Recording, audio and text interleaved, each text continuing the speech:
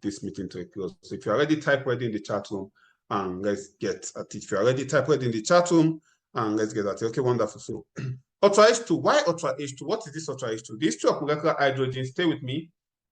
Now, there are about 7 naturally occurring healing waters around the world, about 7 of them naturally occurring. The Warm Spring of Georgia became very popular because there's the US president. Who knows the US president that had polio? Who knows the US president that had poliomyelitis? There's a US president that had poliomyelitis. In fact, it was even because of him that they designed automatic cars, that you don't need 2 legs to drive. What's the name of the president, the US president that had poliomyelitis? Who knows the name? Who knows the name? Very quickly. No, not Trump, not Trump, not Trump. I think he was the longest serving US president ever. And the man served for about 12 years, from 1933 to 1945, thereabouts. You don't know him? Okay, I don't want to waste our time with that, but I thought some of us here might know him. So it's Franklin, yes, Franklin D. Roosevelt. Franklin D. Roosevelt. Franklin D. Roosevelt, okay? That's the guy. And he had polio, so he was having pains from polio. But he noticed that anytime he goes to this warm spring at Georgia to relax, he feels relief from the pains. And because of that, he kept going there. So it was named, the warm spring at Georgia in Atlanta was named, a healing spring. Now, after then, they also now found out that there are some other waters around the world that have healing properties. The Shrine of Lourdes, the God Eka Healing Spring, Saratoga, and other those jargons, okay? And then, so after several researches, they're trying to find out what is responsible for this healing property of this water. And they came to find out that it has the presence of a higher level of molecular hydrogen. Hydrogen normally is hydrogen plus oxygen, H2O, 2 molecules of hydrogen, 1 molecule of oxygen combines to form water. But this one has the presence of molecular hydrogen that is not combined in that molecule of water, okay? And they saw that molecular hydrogen was able to do that because it has certain reductive properties. Very quickly, okay, let me try to manage my time. Well, please, once I've done like 10 minutes, please notify me. Okay, because this is 15 minutes. Once I've done like 10 minutes, please notify me, because I'm going to share a video, then go ahead to tell you what you must do. Now, why is hydrogen able to have this effect? Hydrogen is the smallest molecule in the world.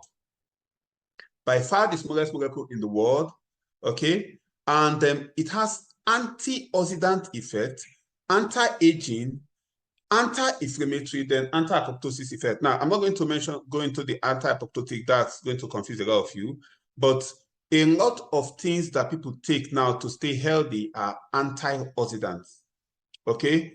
For the cream, those of us who use cream, we use antioxidant cream. Vitamin E is an antioxidant. Vitamin C, they take vitamin C so that your wound will heal fast. It's an antioxidant. Vitamin A for bright eyes and all that. The ACEs are antioxidants. Even our supplement I'll use, whereas resveratrol in what they call Restore Life, is an antioxidant. So we have powerful antioxidants, phytonutrients. So vitamin A, hydrogen is an antioxidant.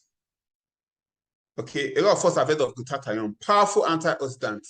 Okay, it's an antioxidant. So antioxidation will always help people recover from most illness. So if there's anything like Bobo Niche, whatever, that the elixir of life that can cure virtually all diseases, it will be molecular hydrogen or anything that has antioxidant effect, because oxidative stress is responsible for almost all non-communicable diseases.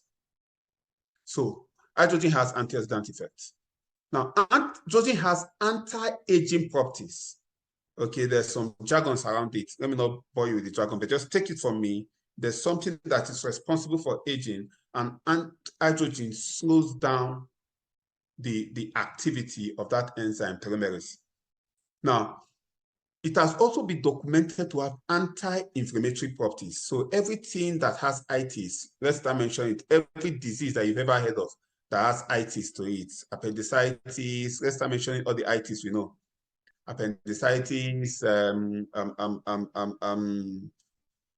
meningitis. Somebody give me the itis that you know, hepatitis, you know, everything that has itis. Itis is for inflammation. Okay, meningitis, cholangitis, encephalitis. Thank you. Arthritis is very popular. You are good. So you start from popular to non-popular. So everything that has the itis, hydrogen can have. Diabetes is not part of the itis. Endocarditis, pancreatitis. Thank you very much. So let's focus now. So hydrogen can have an effect against all kinds of inflammatory diseases. Okay, so it has anti-inflammatory disease, anti-inflammatory effect, anti-aging effect, and antioxidant effect. Let me give you this because I don't think it's in other part of my slide. Now, we all know glutathione is a powerful antioxidant. But the medical persons here, we know that the glutathione that is an antioxidant is what we call the reduced glutathione. Reduced glutathione. Reduced glutathione is just glutathione that has hydrogen added to it. That's all what it is. So glutathione with hydrogen attached to it is called reduced glutathione. And that is the one that has the antioxidant effect. So hydrogen doesn't just act on its own. It potentiates the antioxidant effect of virtually every other naturally occurring antioxidant. So it is by far the most singular, ideal, most powerful, most effective antioxidant. Is that good, very good, or excellent? Is that good, very good, or excellent? So when you take your water, you're not just taking hydrogen for its antioxidant powers. You are taking it because it potentiates other antioxidants naturally occurring that God put in your body. God did not just create you and left you that way. He created us and put some antioxidants in our body so that we can deal with all this oxidative stress. Let's move. So hydrogen is extremely unique since it is very small. Okay, since it has the capacity to act at intracellular level, so it is qualified to cross the blood-brain barrier, to enter the mitochondria, and even has the ability to enter into the nucleus of the cell under certain conditions because of its size. The glutathione, the vitamin C, even though they have powerful antioxidant effects, they cannot enter the mitochondria. Now, we all know, for the medical people here, those who did biology, mitochondria is called the powerhouse of the cell. What does that mean? That's the factories, that's the engine seat of the cell. That's where all the works of the cell is done. That's where the manufacturing, minting, and printing. So you have a lot of waste product there.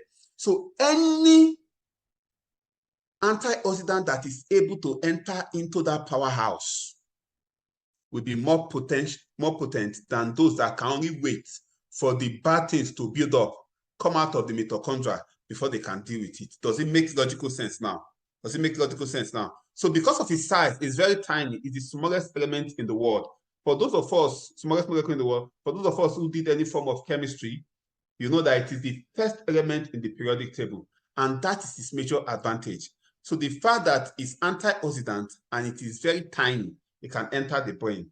It can help you with brain issues. So people that has Alzheimer's disease and all that, they're going to benefit from it. It can enter the mitochondria. It can enter into the cell because of its size.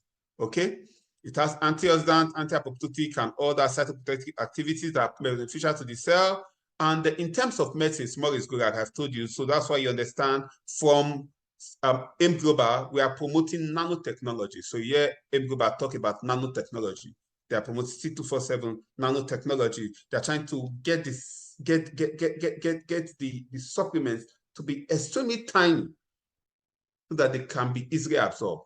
So now science tend to show that small is good. And in case of hydrogen, we're talking about this ultimate in smallness.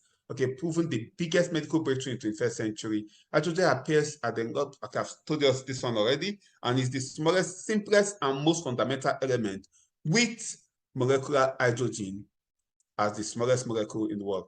Now, consumption of hydrogen reduces oxidative stress, as I said before, in diverse ranges of disorders, and it affects all organ systems in the body.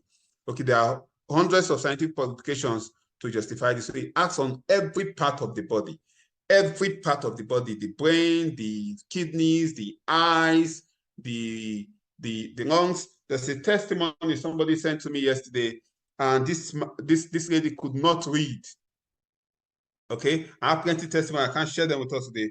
This lady could not read Bible in church because without using glasses. She started taking the hydrogen-rich water from Ultra H2 bottle, and now she can read. And it's not just that she can read small Bibles with tiny prints. Okay, so it has effect on the eyes, it has effect on the lungs, you know, it has effect on the liver. Anyway, you can look at it, you know, obstructive jaundice, hepatitis, and all that, the joint arthritis, and the ear, you know, the heart, everywhere. Everywhere. Let me not bore you with the jargons. You can find all these jargons everywhere. IBS, inflammatory bowel disease, and all that. You can find all these jargons anywhere. Okay. Now, molecular hydrogen is the ideal antioxidant molecule.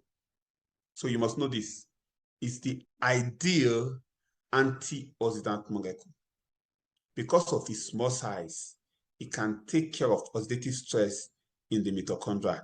There are 1 million antioxidants in the world, but this is the ideal because of its size. Okay, it is one of the very few, if not the only antioxidants that can enter into the mitochondria. So hydrogen directly protects the mitochondria that are exposed to reactive oxygen species. I've said that already. Preliminary clinical trial shows that drinking hydrogen dissolved water seems to improve the pathology of mitochondrial disease. So drinking hydrogen-rich water stimulates energy metabolism and all that. Now, these are 10 reasons documented by Thomas Robb why everybody needs molecular hydrogen, including you in this meeting, including you that does not have money, that think you don't have money. You need the hydrogen. Now, it improves the skin and fights aging. I already told us that. May help prevent diabetes, may battle cancerous tumors, fight autoimmune diseases, you know, reduce pain associated with rheumatoid arthritis, correct DNA damage, combat allergies, you know, help reduce fat, you know, and improves cognitive functions and faster spot injury recovery. Now, that is for molecular hydrogen. Where does Ultra H2 come in? Where does Ultra H2 come in? Now, hydrogen can be generated not just via Ultra H2. There are other ways you can generate hydrogen. Oh, thank you. Thank you very much, Julia. There are other ways you can generate hydrogen. Okay, you can generate it using magnesium hydroxide, dissolve it in water, some jargons. It will displace hydrogen from water, and you now have molecular hydrogen, you know. But that one is going to be that one is not going to be cost effective. What that means is anytime you want to generate hydrogen with rich water, you have to buy magnesium hydroxide. So you have to keep spending money, and it doesn't generate enough. Secondly, there are other ways. Now, another way they used to generate hydrogen, molecular hydrogen, is through the process of electrolysis. Another jargon you might not even need. Please, you don't need slides. Focus now. Who is looking for slides? This slide you came here to listen to, you came to listen to me. Please focus. Okay? Now, another way of generating molecular hydrogen is through the process of electrolysis. Electrolysis. Okay, electrolysis is the process of when electricity passes through water or passes through a compound and split it into its components. So it passes through water, electricity passes through water. That's how this is generated. Electricity passing through water and splits it into hydrogen and oxygen. So you have more hydrogen because if you look at the bottle very well, if you pick your bottle, look at it very well, there's this hole by the side. Okay, there's this hole by the side. Look at this other side, there's this hole by the side. You can see it. Okay, so after converting it to breaking into hydrogen and oxygen, the oxygen comes out from this hole. So this is the oxygen extractor pot, then retaining more hydrogen in the water. So the water now has more hydrogen molecule. The same reason why you should not be generating hydrogen, you should not be using this in the kitchen or where there's fire. You press it on, oxygen is combustible, we know that. Okay, let's move. So it generates it via electrolysis. However, there are 1 million bottles in the world. 1 million nitrogen bottles that can generate water. They are different. If you go, you see plenty. There's even the one that they are selling for 5K. There's one they are selling for 75,000, 25. I don't even know whether that one is generating nitrogen or it's generating carbon monoxide or carbon dioxide or nitrogen. I don't know what it's generating. So you can go and buy that one and be taking whatever. However, these have been documented to generate hydrogen in adequate quantity.